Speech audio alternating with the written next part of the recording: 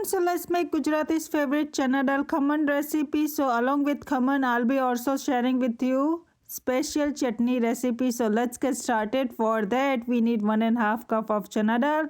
Wash it with water.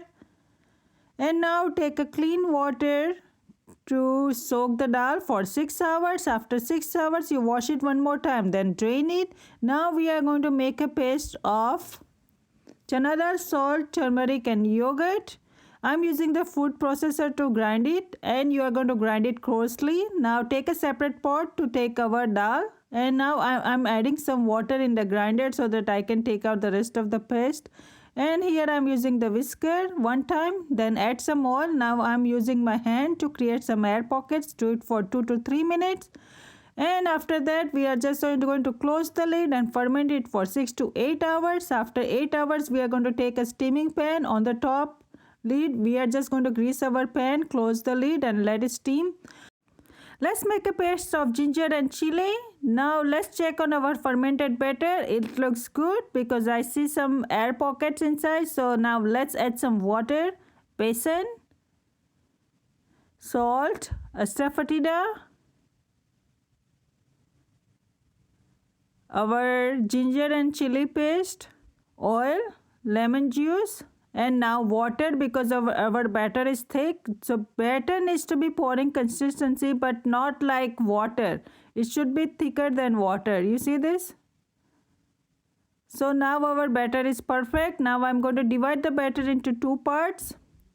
So let's work on our one part. Other part can go in the fridge and you can use it later on or whenever you want to eat it. So over here I'm just using baking soda, baking powder.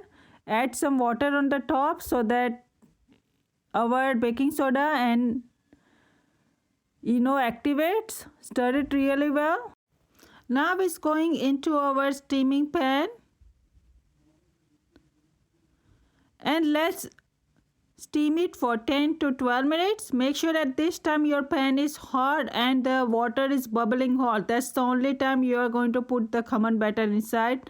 So after 12 minutes when your fork or knife comes out clean, that means it's done. You see that it's coming out clean, it's not sticking at all, that means it's done. So let's do the tadka now.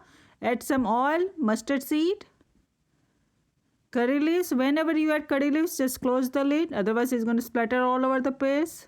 Astafatida, some chilies. Chilies are optional. If you are eating, please add it.